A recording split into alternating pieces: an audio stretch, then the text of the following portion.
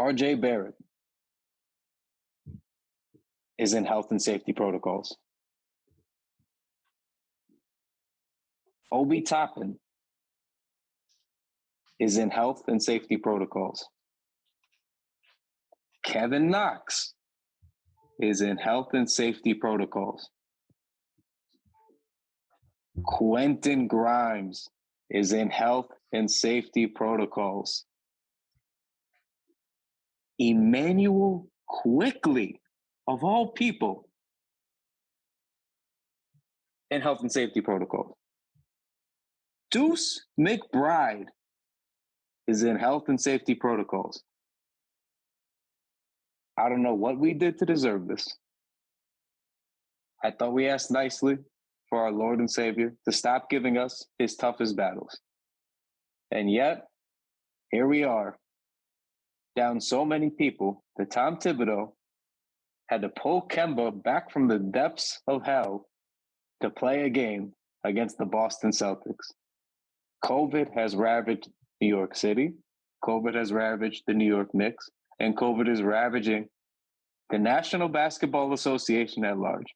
It is a terrible situation for this team and this league to be in. And me, your host, Kyle Maggio of the Knicks Wall Podcast, is back with Shaun Geddes and fresh off vacation, but into immediate doom and gloom is Mike Cortez. So, Mike, I'm going to lob it up to you, buddy. What is going on and how are you feeling? Fresh off vacation, you should be relaxed. And yet, I think my blood pressure's actually just skyrocketed. I'm not happy to be back, not because of you guys. I think COVID's also ravaged my mental state because the Knicks suck. New York City's closing down again. We're just down bad overall. So yeah, that's where I'm at right now. And by the way, I tried to watch the Knicks in Puerto Rico, which for some reason MSG Go doesn't consider Puerto Rico part of the U.S. That's a discussion for a separate pod. But the hoops I jumped through, Kyle, to watch the fucking Knicks. And what do? They absolutely farted in my face. They got destroyed by the Nuggets, and then they get fucking lambasted by the Pacers. There was a win in between there with the Spurs. RJ looked great. But, the bigger point is the hoops I jumped through to watch this basketball team on my vacation. And that was probably the only non-peaceful time I had. But otherwise, I'm very happy to be here. Wow. Yeah, you were gone since the Nuggets game, man. Yeah, it was just a lot of pain and suffering. And, I find it hilarious. Kyle, did you leave out Kevin Knox in your original list? I want Kevin Knox respected. Kevin Knox is also on health and safety protocol, ladies and gentlemen. Did I say Kevin Knox? I thought I said it. I don't think you did. Maybe in my head I was going to say early. Oh, maybe I did. Oh, man. Because I was reading the tweet that I did from Knicks Wall the other day, and I had him listed last. And then I think in my head I didn't want to list him last because I didn't want to leave off with Kevin fucking Knox. So I was trying to scoot him up the list a little bit to get sandwiched in the middle. But now we gotta listen back. Now I don't know. Now I don't remember if I said it or not. Now I'm second guessing myself. But yeah, I mean, Mike, you missed quite a bit, man. So that Nuggets game was a debacle. RJ looked good against the Spurs. The Pacers game, the Raptors game, the Bucks game, which was really the Quentin Grimes game. The Warriors game we know all about. Steph broke the record. We haven't talked since the Steph game. So let's before we get back into the doom and gloom of all the losses real quick and the mounting list of COVID. I would like to say that I enjoyed Steph breaking the record of MSG. Now, at first, I had tweeted, please break the record in Indiana. I meant it. I did not want to see another record broken as we were playing like dog shit at the time that I tweeted it. But once he didn't break the record in Indiana, I went back to, the basketball gods weren't going to let him do that in some fucking Cornhusker state. They were going to, of course, let him do it at MSG. So I think he wanted it at MSG. I think everyone wanted it at MSG. He did try in that Indiana game. Shot like 15, 16 threes. He shot a billion threes. He was trying to get it over with. Didn't work because, just had to do it at MSG. Most of the Knicks, Tom Thibodeau, all seem to I think it was pretty cool. Derrick Rose especially said it was nice to be part of that, like at least have it happen in a game they were playing. I don't think the Knicks made too much of a spectacle of it in terms of hugging at half court, celebrate. They just sort of let him have his moment. I don't mind that. That should be. I saw some like boomer takes about oh yeah, that's good they didn't celebrate with them. I don't think they meant anything by it. They're playing a basketball game, the first quarter. I don't think it's Steph. Let him have his moment. The fans are real good about it too. Fans are real happy for him. I thought we talked about it briefly on Twitter anyway, about that being the dream scenario, him breaking it in the first quarter quickly, getting it over with, let the MSG crowd give him the proper celebration and then just get on with the rest of the game. And that's what happened. So I was pretty happy to see it kind of unfold the way that it did. Yeah, I thought Steph breaking the record was it was really dope. It's unfortunate that's one of the best things that happened to us all year, or at least in the past few weeks. But yeah, the takes, there were some really nasty takes about it, man. It was disgusting. People were dying on the hill of, this is in the 90s, they wouldn't have done this or blah, blah, blah. Like, you shouldn't be happy you shouldn't be celebrating this. And then Stephen A going up there, and I try not to sound too spicy when I speak on certain things, but like, I just have such little respect for certain things. And Stephen A, as a Knicks fan, I have like very little respect for, but only as a Knicks fan. Like, as a journalist, great guy. But I mean, like, just being the mouthpiece for the Knicks, getting up there and being like, oh, this is embarrassing, blah, blah. It's like, bro, the greatest shooter of all time came into MSG, 1 3-pointer away from tying the record. Realistically, what did you think was are we supposed to be embarrassed because he hit 2 3-pointers? Like, it's ridiculous. People are like, oh, the Knicks always let this happen to them. It's not like he broke the record for 3-pointers in a single game. Like, that would be different, maybe. Like, he's breaking the record all time. Like, this is a beautiful moment. This adds to like the lore of the Garden. Like, it's you saw how much respect everybody had for the Garden and it happening there. Like, it made a lot of sense. It was really cool. It was a dope moment. And I feel like we have to go, like, this season and these past couple of weeks in particular have been dark enough. We don't have to turn the lights off in places that like don't really need to be dark. It doesn't make any sense. I enjoyed it. And then, the movie blogger dude was like yelling at Spike and saying, oh, like, Harry, first of all, people were getting mad at a filmmaker for taking pictures, which I thought is insane. If I watched a guy grow up and then he became the greatest shooter of all time and broke the record right in front of my face in the building that I've been at every game for the last 30 years, I'd probably take some pictures too, bro. Like, I don't know. Like, so, okay, so he proned. All right. Like, he got him prone and got on the floor. It was a dope picture. Like, it is what it is. Like, we don't have to, get overly upset about things. I thought the Knicks played well that night. We fought back into the game. We got a good game from Julius. We got a couple. We saw flashes from Deuce that game. We got 2 points in 29 minutes from the other guy. But it was a good game overall. I thought we played well and with good energy. And shorthanded, we came across the team with the top record in the NBA, or second at the time, but second best record in the NBA, with the greatest shooter of all time looking to break a record in his favorite building outside of his own, and played them well. So I don't really know what people wanted to be upset about. One thing to be upset about, and it's not even like something really worth getting mad about, rather, but the Steph Knicks laughing stuff is like kind of corny at this point. We all know David Kahn, the Timberwolves GM, is the one that should be getting the brunt of this. He got selected right in front of the Knicks. If anything, it's just an example of the Knicks' bad luck. But I don't understand. Like, it's every year. I guarantee you, when he retires, this happens. When he's in the Hall of Fame, it's going to be mentioned. And hopefully, I'm not alive to see this, but when he dies, it's going to be like, oh, by the way, Knicks could have got him. It's like, enough already. It's not accurate, and it's just, you just sound stupid. So for the people that are mad at that, I'm with you. Yeah, I tweeted, similar sentiments. And there's so many like really good draft things like that to throw in our face. Like, so many credible ones, even from that draft, if I'm not mistaken. DeRozan, yeah, exactly.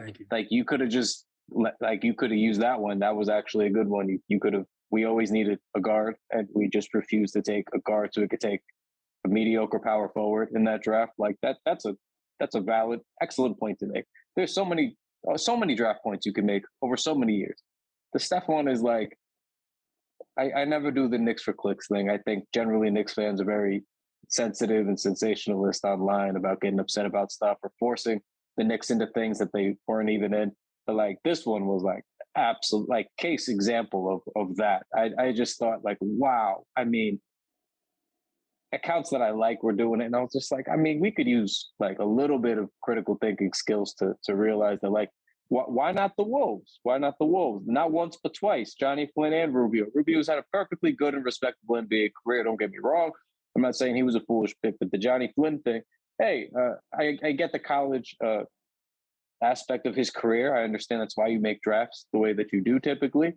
At the same time, like, yeah, in terms of the hindsight thing we do, Johnny Flynn's the guy, right? Like, that's how that works. So I thought it was real silly. And yeah, the Spike thing, this is just my own thing now. I complain about a lot with Knicks fans because there's a lot to complain about. But like the Spike, anything Spike does, I don't know what it is. Everybody hates Spike now. It's this new generation. Everybody hates Spike. I sound like a boomer, I know. But everybody hates Spike. He has an issue at MSG. He's immediately wrong. He's a celebrity, right? The only one that's coming consistently for all these years. When he got bumped from his normal entrance of all these years and complained about it as a celebrity, as one does when they're a celebrity, fans were upset. Just go in the other way like the rest of us. I mean, no, it doesn't work that way because he's Spike Lee, and Spike Lee's always got preferential treatment at MSG. So when you no longer get the preferential treatment you expected, something normally is said so that you can then get it back, right? I mean, it's normally how it works when you're a celebrity. I don't know. I'm not one. I would imagine that's what it's like. I would imagine if I had things given to me or access like that and it was no longer to be had, I would be upset about it. I'm just spitballing. I'd imagine all of us Knicks fans would feel the same way. But Spike Lee does anything, everybody gets upset. He's taking a picture, everybody gets upset. It's just a very, especially for the Steph thing. I mean, it's Steph. Like Shaun said, if you're a fan of the NBA, a fan of the Knicks, you should be a fan of the NBA. You should be a fan of the game of basketball. To see Steph Curry break that record, I just want people to put it like really understand the perspective here. This is not like any dick riding thing, right? That record is going to be so untouchable in ways that the Joe DiMaggio hit streak is untouchable. Like when people look at certain records and go, "Oh, there's no fucking way anybody's getting that." It was the perfect guy at the perfect time with the perfect skill set, perfect pace of game, perfect strategy with jacking up threes. Nobody's ever going to be that accurate, shoot that many threes ever again. It's just not going to happen.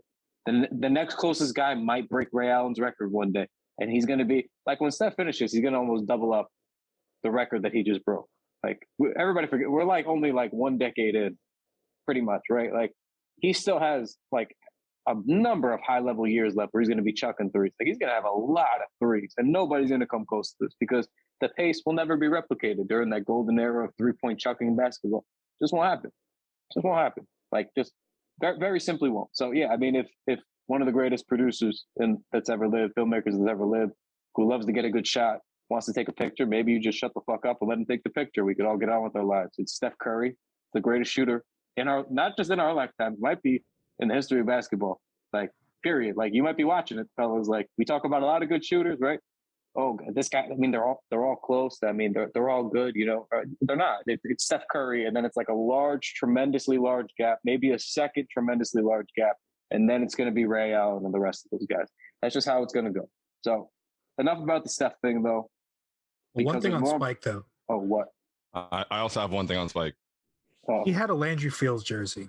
He has my respect for a very long time. He's a very dedicated fan. You have to be very dedicated to have a Landry Fields jersey. Isn't he assistant GM now with the Spurs or the Hawks? Yeah, somebody. I think right? it's the Hawks. Yep. I think it's the Hawks. But either way, that's loyalty personified. That he really liked the team when that was our best player. And yeah, so I have the utmost respect for Spike. I mean, Spike is like an uncle to me as a Knicks fan. But he definitely was rightfully being killed for that the VIP thing. He was wrong for that. He was very, very wrong. And I like to be very adamant about that. Like he was I'm not a celebrity. It is what it is. If people ask you to do the VIP entrance and that's your beef, if you're mad about being a very important person, that's your own thing. Then when he lied and said that Dolan never came to say anything to him, and then there was a picture of Dolan shaking his hand on the court and like all that. And then beyond all that, my issue with that is because I took it very personally because as we all know, RJ Stan.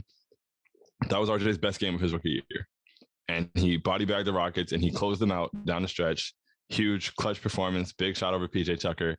And by the game probably ended at 10:30, 11 o'clock. I remember I was jumping on my bed in post-game prosperity. And by 10 in the morning, Spike Lee is on First Take, making this all about him. Nobody talked about that game ever. To this day, no one's talked about that game. And that's my issue with it, because as a Knicks fan, you should never want to take that moment away from him or away from the team. Like that, the game was not about the team. It was all about, Spike Lee and James Dolan versus Spike Lee. And it was disgusting. It was very nasty. So, but I've since moved on, and I hope everyone else can too. Yeah, I mean, I think that's more what I think we always forget. These are very minor issues that I feel like whenever something comes up in like Knicks land, it's like a stain on everybody's permanent record. Even us as the tweeters, so to speak. You say one thing and everyone's just like, that's it. That's that fucking guy who said that thing one time. I can't stand him. I can't stand that guy. He said Frank Ntilikina is bad at basketball. I'm going to remember it for 5 years and be angry anytime he pops up on my timeline about it. It's like, I mean, maybe just relax. Maybe we all watch games. We all have opinions, and that's basically it. And maybe sometimes players give us 5 years to prove you wrong, and they don't, and then they go to Dallas and don't play basketball very much, either. So that's kind of. I knew you were going to bring up Frank. I knew it was going to be a Frank. It always comes up. It'll always come up. I'll never let it go. Just an unbelievable player to do it for. Really, truly, that is nasty business. But talking, ready to watch this, Rick? Professional segue. Talking about actual promising rookies, though, we have Quentin Grimes and Deuce McBride. Those are guys I want to spend time talking about. Now, Quentin Grimes, I know you guys loved him.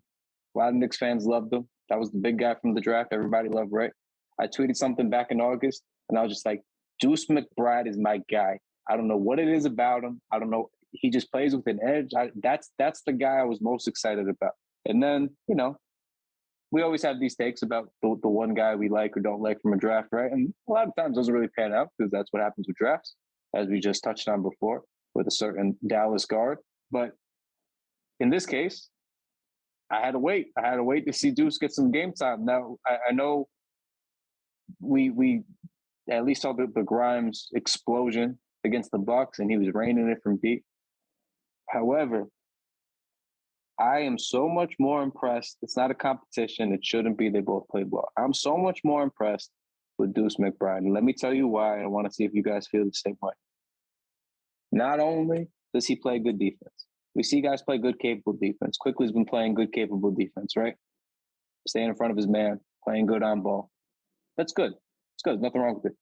You know why I like Deuce McBride? Because he hounds you, but he also jumps the passing lanes. That guy is always in the lanes. I love a guy who's in the lanes. I love it. That's anticipation you can't teach. It's a feel for the game on that side of the ball you can't teach. You know where to be. You know where the ball is going to be, whether he's on his man or he's ducking in and out of the lanes like a little safety. I love that. That's an edge you can't teach. That's like invaluable to me, is to have those kinds of instincts, And then the second part of that is he gets to the rim. Not even an Emmanuel quickly gets to the rim. Emmanuel gets into the paint. Throws up a floater, throws up a lob. He does not get to the rim. RJ gets to the rim. He has a little bit of issues finishing, right? Kemba doesn't get to the rim. Fournier doesn't get to the rim anywhere close. But Deuce McBride can get to the rim. And not just get to the rim, but finish at the rim. Wildly small sample. His good game was against the Rockets. They had their little win streak. They are still the Rockets. I'm not trying to make too much of it. He had 9 assists, no turnovers. So what I'm seeing is the kind of guard that fills in all the right cracks that you were looking to have filled in. That's what I saw. I saw a guy who plays the exact kind of basketball that they needed on the defensive side of the ball. I saw the exact kind of a guard that they needed on the offensive side of the ball, where a guy who can actually penetrate and finish. It wasn't just once or twice. He was at the rim repeatedly. Those were some tough finishes too. Especially, I think he had one where he went left. He did a little double clutch, ended up finishing with the contact. I mean, that's pretty. That's pretty. That's not nothing, So again, small sample, but Deuce really impressed me, man. I mean, I was really looking forward to him playing well, but I'm really impressed, and it really stinks that he went to the protocols right after that, because I was really all in on seeing him play like all out for a week. I really wanted to see what he could do. Yeah, no, I absolutely love Deuce McBride. I mean, I was higher on Grimes, just because I fell in love with the jumper, like literally immediately. But I love Deuce McBride from the time that I remember it was like shortly before the draft. I didn't know a lot about him before, like leading up to the draft, but like maybe a couple of days before the draft, I saw a clip of his, and it was I think he picked up Cade at like half court and he stripped him and went and finished. And I was just like, yo, like I love the way I just watched the way he was picking the ball up. And I was like, I love the way this guy plays defense. Like I need him to be a Knick. And when we got him, I was just really happy. But yeah, like you said, he plays defense like a cornerback, like because he plays really good defense on the ball. He beats guys to the spot. But off the ball, I mean, he's with them step for step. He's got his head on the swivel. He's got his hand in the passing lanes. He's jumping passes. It's ridiculous. And then as a shooter, he's confident. I mean, he's not just hitting spot ups either. Like he's shooting off the dribble. He's coming down. He had that one play where he, denied the ball, got the steal on the cut, came down off of the steal and pulled up for three and with a hand in his face. And I was just like, yo, like, where did you even get the confidence to take this shot? Like, even at like not even normally, that's a bad shot, to be honest. Like in the words of Paul George, that's a bad shot. Like, so, to be able to take that and hit it, to be able, even in the game before that against the Warriors, he had a couple like off the dribble three step backs, things like that. He shoots it confidently. He gets it up. He looks confident when he gets into the lane. He loves his pull up jumper, so he's got the pull up in the mid range. And then he finishes very well, as you just alluded to. I mean, it's a small sample size, but I mean, some of those are better finishes than we've seen from anyone not named Derrick Rose all year. So the fact that we can get that from him already and the shooting on top of it and the tenacious defense, I mean, there really isn't much not to love about the way that Deuce McBride plays basketball. And he seems like the exact kind of, and now like Tibbs has a bit of a dilemma now because, I mean, I just feel like Deuce has to play. I feel like Deuce has to play. I feel like Quentin Grimes has to play. Like, so it's just like it's a little worrying. And it just really sucks, man. Like you just said, like it sucks that they had those games and immediately went to protocols. Because even I was having a conversation with my dad and I was just like, yo, like I've been wanting Quentin Grimes to play all year. And I was right.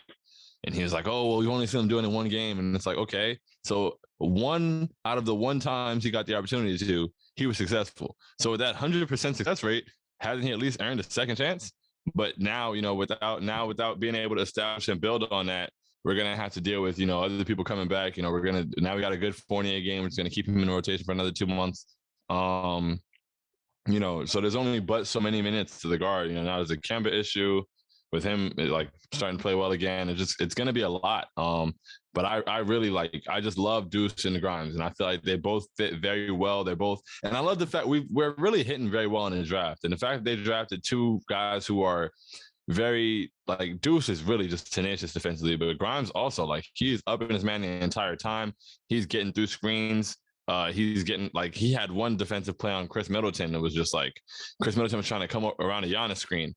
And he beat him around the screen, then he came back through the screen and beat him there, then made his way back through the screen a third time and contested the shot without fouling. And Chris Middleton shot an air ball. And it's just that kind of intensity defensively is what you need on the court. Like having one player on the court like that even makes you better. So having a guy who can do that and also hit 7 threes within the first 24 minutes of the game is amazing. So I feel like we need to have them on the court. I think we play better. The energy level is better. And they're just guys who are giving effort on both ends of the floor and, don't really I don't know. They're not pounding the ball into the floor. And I love the way they play basketball, man. I think they make us a better team and I think they need to be on the court. Yeah, I was more impressed with Grimes, more excited for Bride, if that makes sense, because Grimes, I feel like has the clearest path to playing just because he really could be what Reggie Bullock was for this team, which was a good defender and a low-maintenance shooter, because Grimes had a very quick trigger, and that's what I loved. There really was no hesitation like we had with – even Quickly does it at times, with more so with layups. But Obi had this problem. Kevin Knox kind of had that problem when he was a rookie where they're not sure of themselves. Frank obviously had tons of moments like that. You don't really see that with Grimes at all, and especially with McBride. It's just a breath of fresh air. And then to your point, Shaun, I really think once everyone's back from COVID, I don't see how Thibodeau with a straight face doesn't put Deuce and Quickly as his backup backcourt and then elevate Rose, because we'll get into the recent numbers since Kemba left the rotation, but Burks as a point guard just isn't working. the team's gotten worse. And I think that's the energy that you can still, like Deuce is bringing that energy to the second unit that I think is kind of what Quickly's bringing now. And you could elevate one guy without having to compromise that energy. So I think both guys deserve to play. I think you guys hit on all the points with Deuce of why he's good. And by the way, he does play like a cornerback because I don't know if people know, he's a former football player. He smashed up his foot to the point where he didn't have any scholarship offers. Bob Huggins from West Virginia pretty much recruited him on word of mouth, ended up being a baller. So that's just the type of mentality this guy is. And that's kind of what this team has been missing. We said RJ, that used to be one of RJ's big things. He's even lost a little bit of steam. I think bringing another guy that with that type of energy could kind of reawaken that. Yeah, look, Tibbs got some decisions to make, man. Like, I think I don't know if a guy like him feels the pressure, so to speak, from when idiots like us speak on this podcast, or, you know, when the media will get on him, right? I think he just sort of, Tibbs has always been Tibbs. He's always been set in his ways. He doesn't really give a fuck, you know what I mean? But I think, like, the guys who have been bad generally, and I do want to touch on Evan Fournier in a slightly more positive way over the last two games. I know nobody wants to do that, not even me, but it is what it is. We got to talk about the happenings and be fair. So I do think he's got some decisions to make, though. Guys aren't consistently playing and doing their jobs. Like we said about Fournier, like, hey, no offense, man, but like, you're here to score the ball. You can't have 5-6 straight games of single digits, like, ever. I'm sorry. Like, this is what I was worried about when we signed him. I was worried about the streakiness, right? But you got to be consistent. And if you're not, Tibbs has to do something. He did with Kemba. He's been real loud about the Kemba thing, but it's like, all right, beyond that, well, what are you going to do now? Like, what are you going to do moving forward here? Like, it's not just the Kemba thing. It's the kind of the guard situation in general. Like you guys said, the Burks thing isn't really working out. Burks is fine. Burks is a fine role player in a vacuum.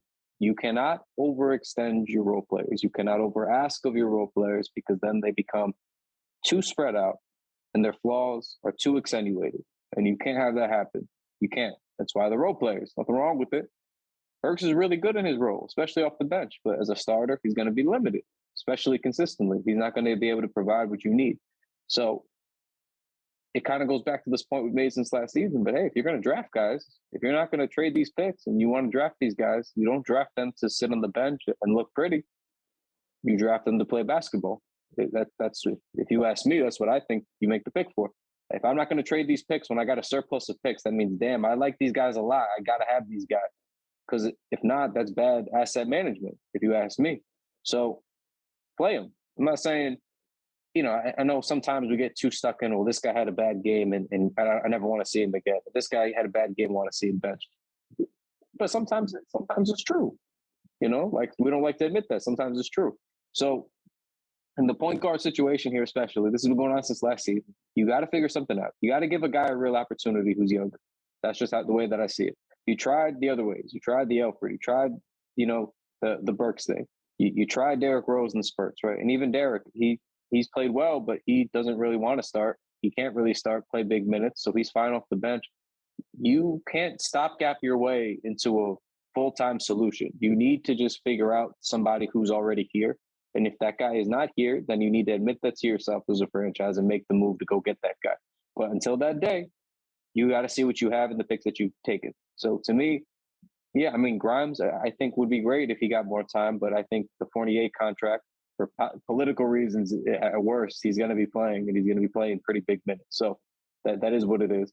And then to me, like, I just don't get why not let the point guard position be one for the taking. Why decide that Burks has to be the starter? You know, like, why not see? Why not see? Why not try Quickly out there? Just let him, like, really run for like a week or two. If you don't like Quickly, all right. Well, I mean, you got McBride. He looked pretty good. He plays the defense you want. He gets to the rim like you want. Tibbs loves getting to the rim, loves protecting the rim. Why not try Deuce then? I think you got to try something else out is all. This can't be year two, and we're doing the exact same stopgap stuff you did the year before. And when we're supposed to have made additions in free agency and in the draft to shore that up. So that's why we get frustrated. So, yeah, I mean, we got to be able to see something from these guys. But I do want to touch on the Fournier thing. So we bullied the fuck out of him on the last pod, just to be totally honest, because he was running around there doing nothing. And then, I mean, it got so bad, even in the Golden State game, he was just pointing at guys, just pointing on defense. And everyone, I saw some replies were like, oh, yeah, but he's supposed to stay home, in the corner because 3 is more than 2. Most of the time, you're right. In transition, you're not. He's got to stop the ball. Everybody knows that. You stop the ball. You always stop the ball, especially when you're pointing ahead of time at a guy running at you. You especially go and stop the ball so that your defense can recover. Because if not, it doesn't matter if 3 is greater than 2. You're giving up 2 free points, literally free. Not like, oh, he's running into Mitch. Good luck. Maybe he could. No, I mean, it's just literally free points that you gave up. So at that point, it doesn't matter what you think. So that's why you got to stop the ball. Yeah, I mean, he was just pointing, though. Pointing. I was disgusted. Pointing. This was right after the pod. I was like, this is a new low. Even, I mean, I just thought you were missing shots. This is, I mean, people thought we were joking about the lack of effort. And then you just literally standing there pointing. I was, if you could have seen me in my living room, like in a game where he was doing nothing offensive, just like a level of inexcusable that I haven't felt from a Knick in quite some time. I was enraged that night watching that. But this is not a slamming Fournier part of the pod, I promise. This is quite simply a brief uplift for one Evan Fournier for doing his job. And I just want to clap real quick because he did his job this week for a couple of games. So he did it against the Rockets. He put together a valiant effort of 23 points with little else, with 1 rebound, 3 assists, and literally nothing else besides that. Hit 3 of 6 of his threes. But that's why you're here. That's why you're the second highest paid player on the team. Thank you for doing your job. It definitely helped us win that game. When you score the ball, and it's not just Julius struggling his way to 20, somebody else has to score with him. Okay? He scores some points. We win the game by 13. Rocket science. The game against the Celtics. Rocket science. Yeah. I see what you did there. So I still got some speed in the old fastball, But, then it'd be nice if every game that Evan Fournier could play was against the Boston Celtics, because it seems like, what are we, 2 for 2 so far when he plays them? 32 and 32 both games. I mean, it'd be nice if that was just normal, but it is not. I think that's his career high that he keeps tying. He just can't get over that 32 for some reason. But hey, I mean, look, they were dead without him. They were dead without him in that Celtics game, and he was really good. He was terrific. Obviously, he wasn't the only one. Kemba Walker was back from the dead with 29 points, 6 rebounds, 3 assists. But Fournier had 32, 5 rebounds, 3 assists, 2 steals, and a block. I saw there was a clip. He was putting the clamps on Tatum. It'd be nice if, he's not a good defender. He can't move well. But it'd be nice if you could be passable like that in other facets of the game so that we weren't totally dependent on the scoring. That's it. That's our only gripe. We don't expect you to clamp Tatum. I think that was out of the norm. But he's played better. Last 2 games, he's played better. He's finally scoring the ball, doing his job, quite literally. And, I mean, even in that Celtics game, I didn't feel like they played terrible. I felt like they just lost the game. Of course, there were certain parts of the game that we can discuss more or less, whatever. But I thought overall that was a pretty decent game that they just so happened to lose. I don't think it was Josh Richardson was really the issue, but there's always a Josh Richardson with us. So it is what it is. But yeah, I mean, Fournier's done better the last couple, better. Hopefully he stays on track now. This is the thing. He fades, but we'll see.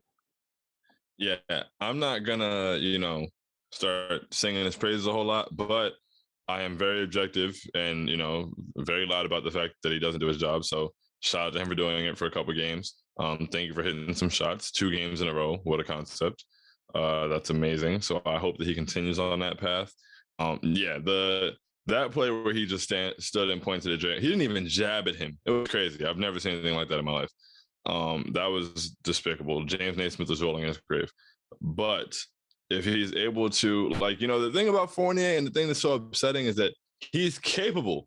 He's not an all-world defender. He's not going to be all-NBA, nothing like that. But, he is capable of playing defense. I've seen him do it a couple of times. Like, that play against Tatum where he clamped him was his best defensive play of the year outside of the last Chicago game in the Garden. he was active in that game. He had like blocks on fast breaks. He was getting steals. He was diving out of bounds. I was like, yo, this is great. So it's just like, because I know that you're able to do that, like anytime that you don't do it, I take it as you making a decision not to do so. And that's frustrating. So, I mean, I won't harp on that. We know where his shortcomings are.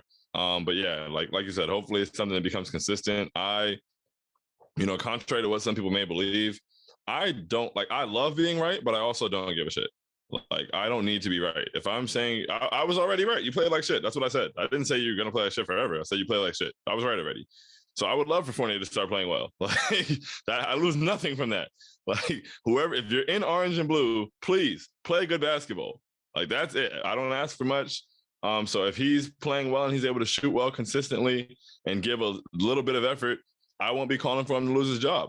But if he continues to not give effort or not shoot consistently or go back to averaging 6.2 points a game for 2 weeks, then I'm going to want Quentin Grimes and Deuce McBride, who both are really good at everything you want them to be good at and care on a nightly basis. I'm going to see them play. So, it is what it is. But shout out to Evan Fournier for those couple games. Hopefully we get a few more. Yeah, I'm just going to take the temperature of this conversation. I'm not giving him a pass. He scored 31 points his last 5 games. That's fucking pathetic.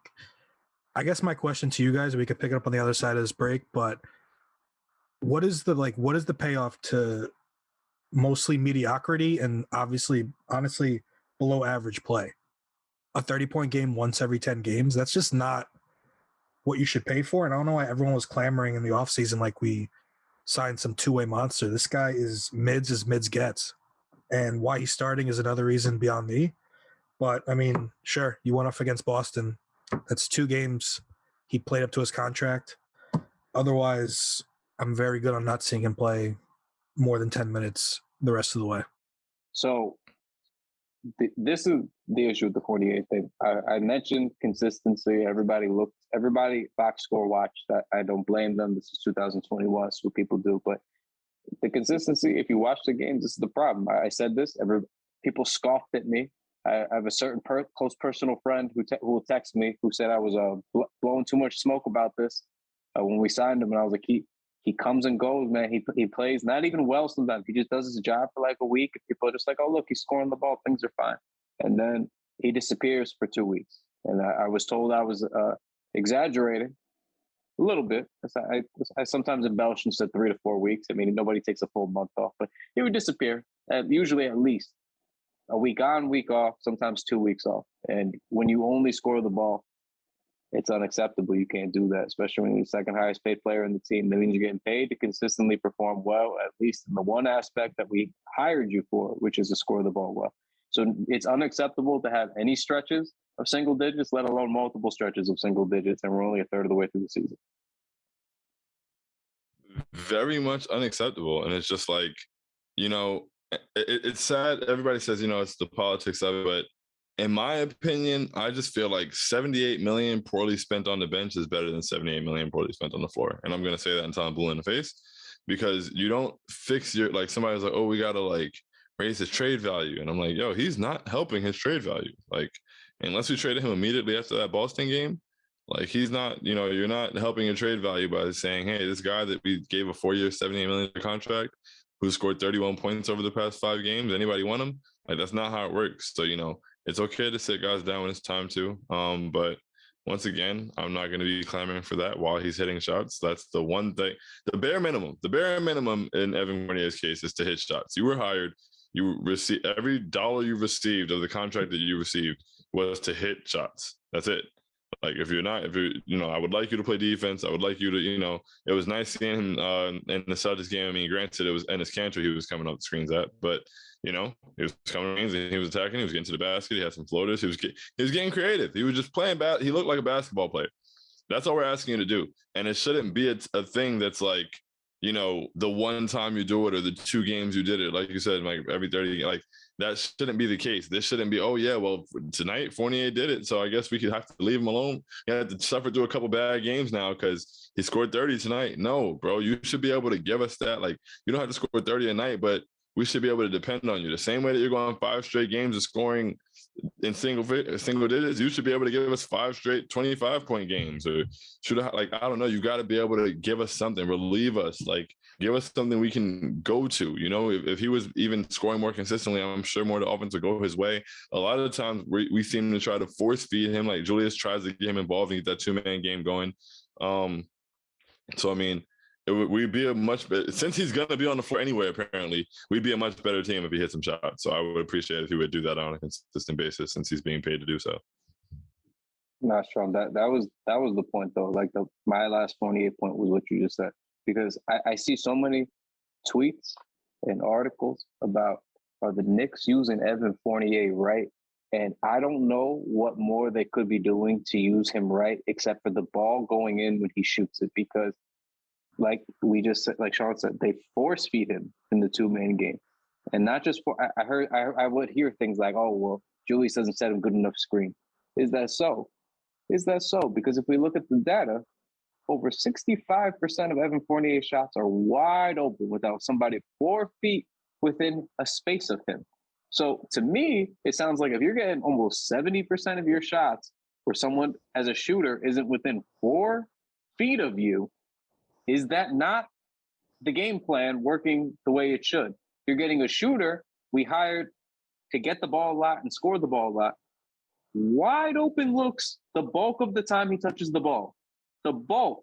I mean, if this is 40% would have been a large percentage for me to be making a big deal over. We're talking 65%. It's a lot of the time. Most of the time he gets the ball and he's open. The only thing that's gone wrong is him not scoring the ball. That's it.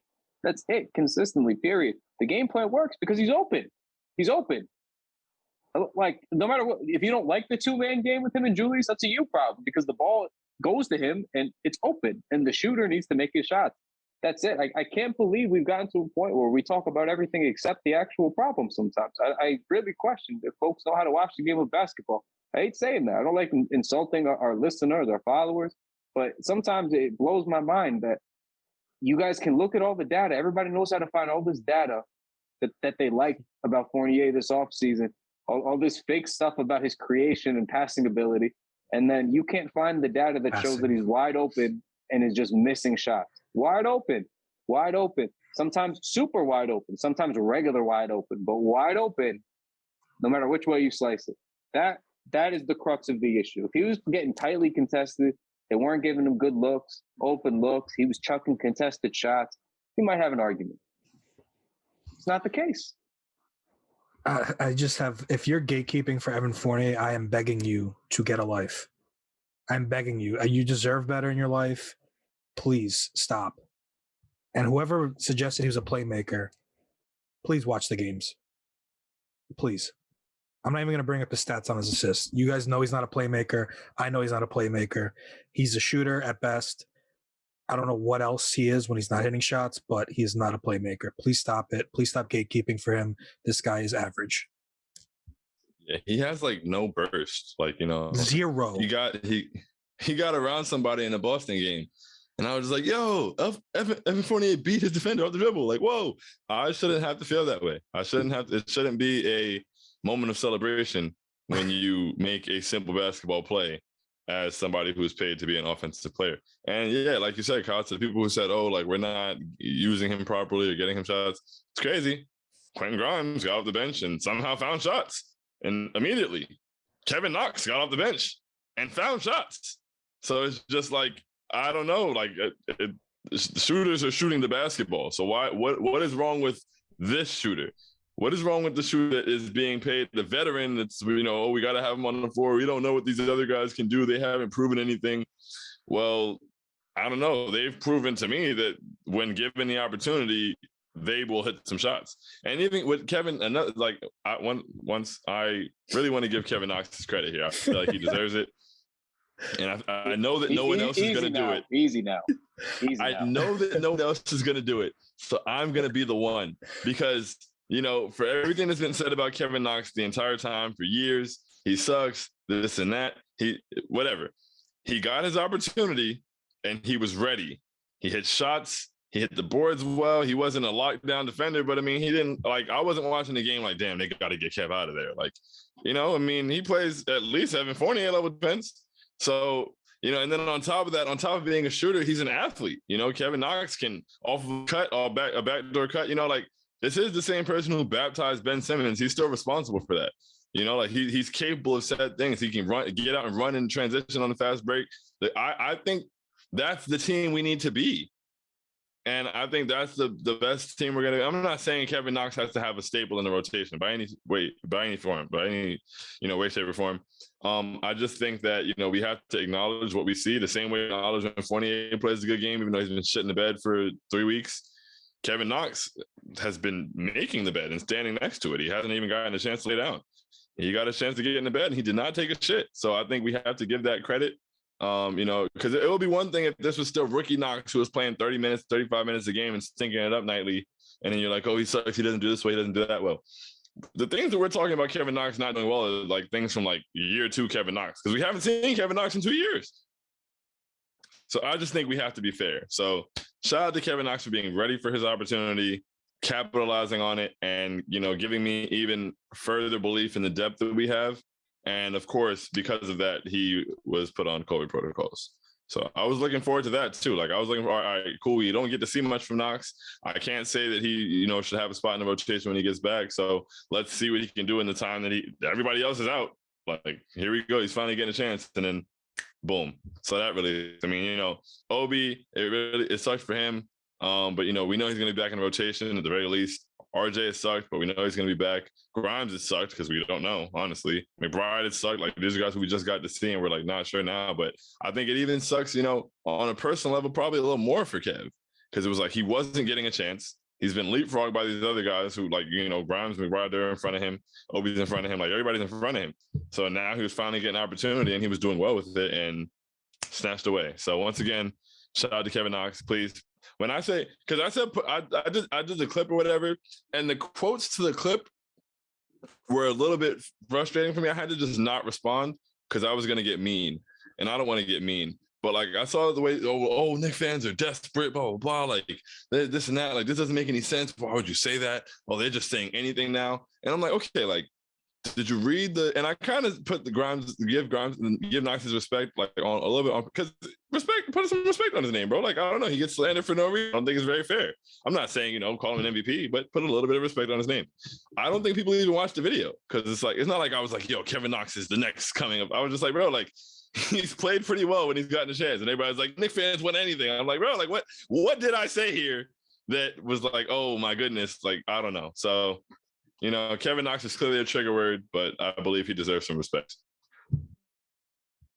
You just made my Fournier point, because Kevin Knox could probably do what Fournier does, probably around the same clip for a fraction of the price. So shout out to him, Kevin Knox, man. And he can attack a closeout. Yeah, and he could get a rebound. 3 things that Fournier just doesn't do. And Kyle, please send me the article after this of people saying Evan Fournier is not being used right and he's a playmaker. That's that is fucking laughable. That is really laughable. Like, what are people like? Basketball is very easy to watch and very enjoyable to watch, and people just fuck it up. It's a complicated game, but it's a simple game. It really is. It's just more, concept. Once you broadly know what's happening on both sides of the floor, like, it's a real simple game. You don't really got to know 1,000 things and plays and what every single term is called. One thing I'm anti is like the overcomplicating of basketball of our generation. I think like sometimes people want to reinvent the wheel when they're talking about the game. They want to, they got to dress up every cut, every action,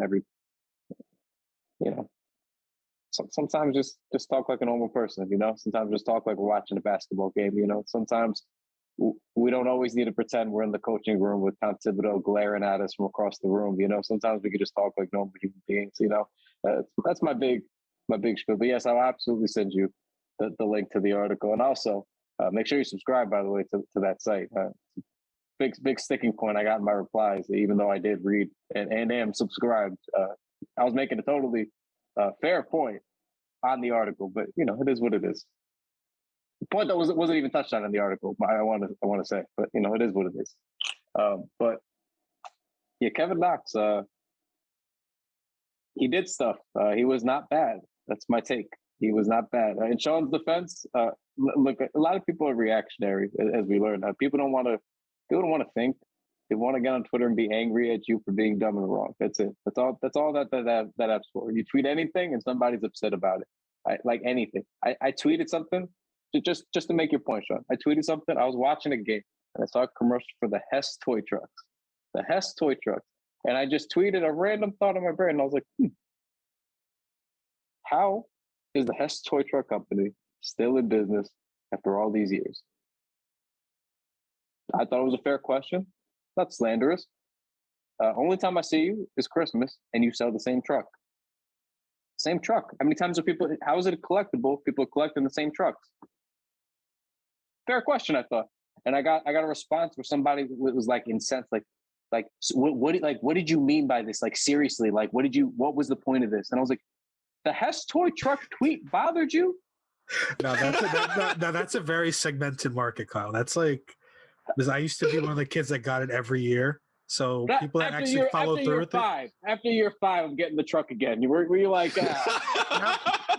No, they diversify. They added like every year is like a different vehicle. So I get it. That's like, I mean, that's like going after adult Disney fans. But all right, fine. I want to rescind some of my Hess. I was openly asking, by the way. I don't pay attention to the Hess thing. I see Hess Toy Truck Company pop up, and I'm like, damn, again?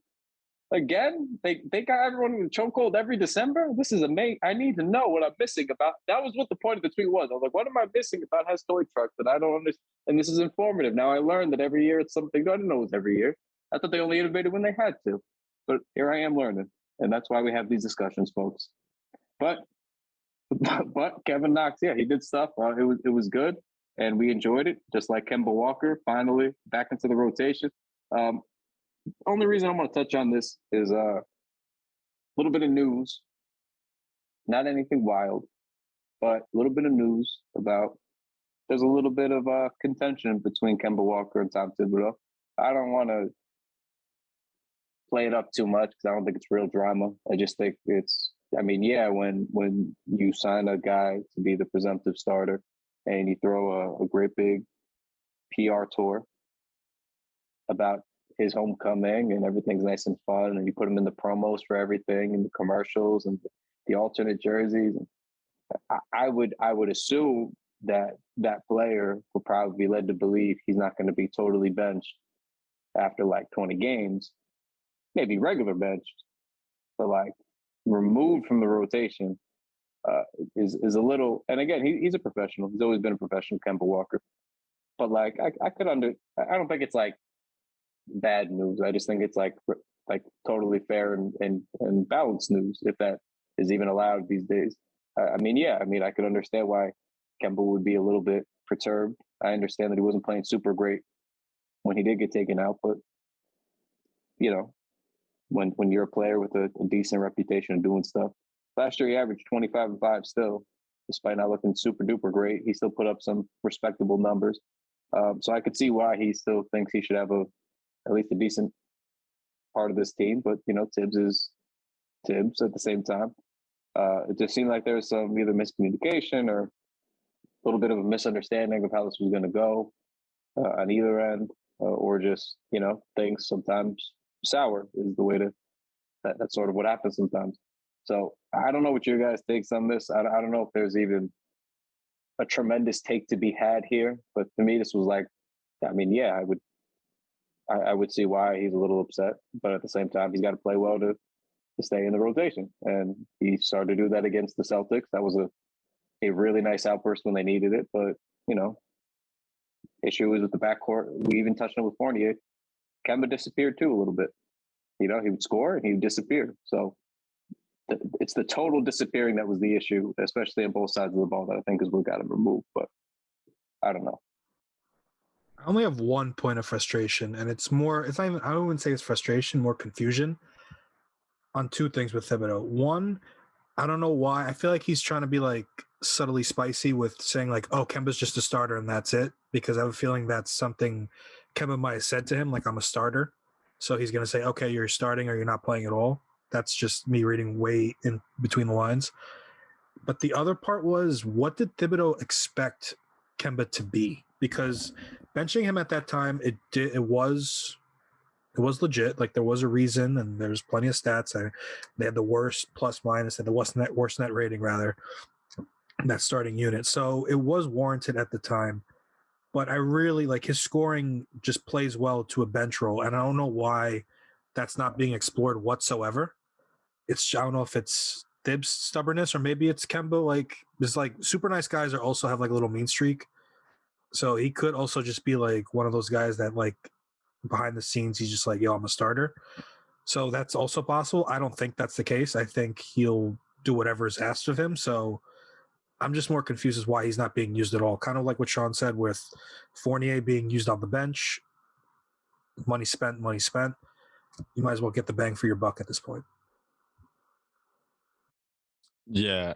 I mean, I got what Tibbs said in terms of the fact that, like, now at this point, Alec Burks shouldn't be the starting point guard. I knew that when we made the move, but I was like, hey, whatever. He's playing well right now. I like the fact that Tibbs making a change. Cool. But he's not a point guard. He's not a primary initiator. He's not a secondary, honestly. Since last year, I've been telling people that Point Burks is not a real thing. Like, it shouldn't be a thing. He should never be responsible for creating offense for anybody outside of himself or the person who might become open when the defense comes to help on him. That's it. He shouldn't be responsible for running an offense. That's not his thing. That's not his strength. Play your guys to their strengths or you're going to make your team weaker. But in Alec Burks being in the starting lineup and with the backup backcourt being Derrick Rose and Emmanuel Quickly, that I understood. You can't play those guys. You can't play those three at the same time. There's no way. It's not possible. At this point now, I mean, you could move Derrick Rose to the starting lineup and have a backcourt of Kemba and IQ with Burks at the three. That's a possibility. Like, that can happen. But I'm also at the same. I don't think that Kemba doesn't strike me as a guy who would say, oh, I'm not coming off the bench. Like, I don't think that's the case. In what he said about, I don't like the fact that he said, him and Tibbs haven't spoken since then. Because, I mean, based on what everybody's saying and what Kemba's been saying and his attitude and everything, that doesn't seem like a Kemba thing. Like, it doesn't seem like Kemba would just stop speaking to Tibbs. So if Tibbs benched Kemba and then stopped speaking to him, I don't think that's necessarily cool. I'm not in the locker room. I don't know. But I just think in terms of how an organization moves, in terms of how a team operates, and in terms of just, mutual respect from human being to human being, like, Kemba has definitely handled this like a professional. Publicly, in the press conferences and stuff, and behind the scenes, according to everyone else.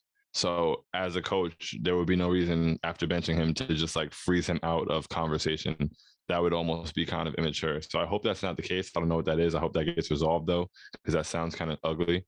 But I'm torn in this because I have a lot of respect for Kemba Walker.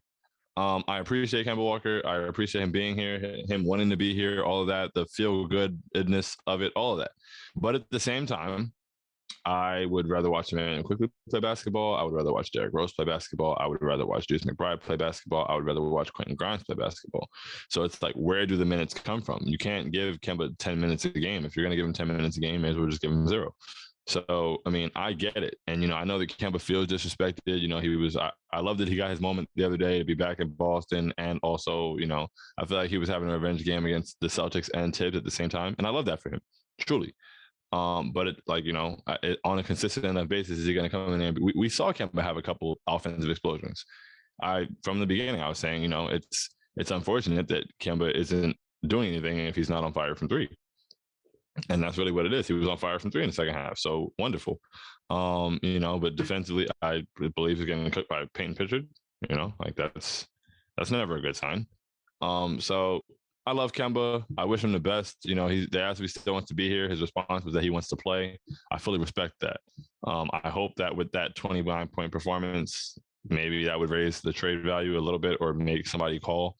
Because I think a trade is probably the best, the most plausible option for both sides. I want Kemba to be happy. I don't want Kemba to collect DMPs, but I also don't want him to take minutes away from guys that I want to see play and guys that we need to develop. I mean, from the time that we signed Kemba, my first thought on it, actually my first tweet on it, like literally right away, was okay, Kemba on a small contract, that's cool. If it works, it's great. If it doesn't, then you just do something else. It's a very low risk, very high reward. So I mean, we haven't necessarily gotten that. We haven't really reaped the high reward part of it. And honestly, you know, if you're in a high reward, low risk situation and you're not reaping high reward, then you just cut your low risk. So hopefully for Kemba's sake and the team's sake, something is figured out going forward. But, you know, glad he got his opportunity and glad he was ready to play. Plain and simple. Yeah, I mean, I know that they've been looking to move him a little bit. Obviously, they would. That's the rumors anyway. I mean, I don't know. I don't think he's got some unmovable contract. I think some team would probably be interested. It's a really cheap deal, even for, you know, a Kemba right now. I think clearly he showed to me enough flashes where a team could talk themselves into thinking it's just early season, whatever. You know, I don't think he's got no value. I'm not going to sit here and say we're going to get some, like, you know, an insane Knicks fan, we're going to get a late first or whatever. But I think a team would be, you know, a couple seconds, a second, whatever. I think he could be had for something that's not much. And I think it would, you know, appease all parties here. I don't think it's anything wild, but it is what it is. Hopefully we get some sort of clarity on that next couple of weeks. I don't think we're going to find anything out while they're mega shorthanded and they're going to need, you know, bodies here right now. But it is what it is. You know, good for Kemba, like Shaun said, but doesn't really change much of the grand scheme. We need to see things consistently. We haven't really seen that, so we'll see what happens. But that's most of what we had. I do want to at least touch on a couple of the mailbag type questions and things that we got for today's pod before we get out of here. You know, from at the Real Taco, we got COVID has destroyed us, but what will the rotations look like once everyone is back? I say it should look like this: Rose, RJ, Burks, Randall, Mitch, and then Kemba, IQ, Grimes, Obi, Noel, and then Deuce and Fournier to fill in. We have to win at least 4 games out of these next 6 games to get some momentum. I would like 5 of them. I think we all would. And if Julius stops shooting tour dates, we're going to be fine. And the defense has been better recently. And then he did touch on, like, what would a Fox trade package look like? You know, we mostly did touch on that last pod. But what do you guys think rotation-wise here? Because I don't know that much is going to change when everyone's fully healthy. Just knowing Tibbs. What I want and versus what I think is going to happen. What I really want, and I think it's possible if the bit would just experiment for once, quickly at point guard, RJ or Grimes interchangeably at the 2-3, Julius Randle at the 4, and I think Mitch should still start. I know you guys probably touched on this last time, but I really feel like once Mitch's stamina, I mean, he's clearly having stamina issues. I think he even admitted it. I think he should still be a starter. And then the second unit I have Rose, Deuce, Fournier, unfortunately, Obi, and Noel. And then the other guys just filter in as B. I'm gonna die on the Mitch Hill. I want his Instagram suspended immediately, but otherwise I fully support him. But that's really I think he's got his Instagram has to go. But I like when he was out there with IQ and Deuce in the Rockets game, like him and Deuce had like a really nice defensive chemistry. Like I think Mitch having guards who pressure the ball and get through screens makes his job a lot easier.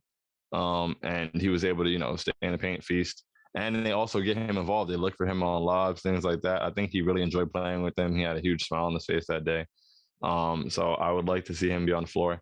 I don't think that Burks' recent play necessarily warrants him staying in the starting lineup. Like, you know, over the past couple of weeks, I don't think that, like, I'm not saying, oh, get out, let Burks out of here. I'm not there. But, you know, but I know that he's not going to start Quentin Grimes. Like that IQ, RJ Grimes, that would be beautiful. I would love to have RJ and Quentin Grimes be on the wing. That would be amazing. It would make us better defensively. I think he would fit well into that lineup. I think the floor would be well spaced. I think we get out and run in transition, especially with IQ at point. That would be wonderful. I know it's not going to happen. He's not going to start IQ at point guard, and he's not going to start Quentin Grimes. So then, we probably got to settle for Burks starting next to RJ. I don't want Fournier to start. I honestly don't want Fournier to play, but I know that's not realistic. So, you know, Rose, RJ, Burks, Randall, Mitch, and then Fournier. Then Rose, Deuce, Fournier, Obi, Noel. Did I leave somebody out? I don't think so. And I want Noel playing like minimal minutes. I'm really, really, really tired of watching Noel play basketball. Not gonna lie. I tried my best not to be here, but like he's not helping me. He hasn't been elite defensively at all, anywhere close to it, actually. He doesn't rebound well. He's offensively inept. Like, I don't know. Where should I stop? I no longer wish to watch him play. Yeah, I no longer wish to watch him play basketball for extended minutes. And mainly, it would be one thing if it was just him. But it's not that it's him. For every minute that Nerlens Noel is on the floor, Obi Toppin is likely not. So if you have a guy like Obi who needs to play more and he's getting 15 to 20 minutes per game or fighting to get 15 to 20 minutes per game while putting up career nights, then, those minutes have to come away from Nerlens Noel. They're not going to come from Julius. They shouldn't come from Mitch more than they come from Noel. So I just, I think that's my main rotational thing going forward. I know that Tibbs isn't going to, we're not going to get everybody back healthy and he's going to be like, all right, so the starting lineup is Deuce, Grimes, or it's not going to happen. Not at all. No way in hell. I'm hoping that Deuce and Grimes at least get to still play. But I would like to see the tweak made of more Obi, less Noel. I'm not going to ask for a whole lot at once because I barely ever get anything I ask for here. So I'm going to take it step by step. Yeah. Oh, and Julius shooting tour dates is hilarious, by the way. On the last pod we did with Shaun last week, I was, banging the drum that Julius had been shooting better over the last 10. He was shooting closer to 50%. So I was trying to fight that narrative, and then he welcomed me back with some inefficient games. And here I am in silence this entire pod about Julius Randle. So that shows you how it just went. So, yes, I would like Julius to stop shooting tour dates. Julius, please stop shooting tour dates. I have a cape to put on and a defense to play for you here, and I can't play it if you're going to do that. So that's my only thing on that. And, yeah, he's not going to change the rotation. The way this should work is you watch Deuce McBride play basketball. You've already seen so much quickly, Thibodeau has, that he's never going to change it. And I'm not even going to waste my time anymore. So he should just be Deuce and just let him roll the ball out there, see what happens. It's not going to happen. I know. Our next question for the mailbag from @Landis Baxter is question: do we know how many of our guys actually have COVID and how many are just exposed? The answer is no. We don't know. Okay. I think we have no idea. I don't care to speculate because this is their health that's normally pretty private in these protocols. They basically just get shunned and quarantined, and then that's that. I have no way of knowing. Nobody has really any way of knowing unless they speak about it. I would like to think that they're asymptomatic and have boosters and vaxxers and everybody's healthy and safe and whatever.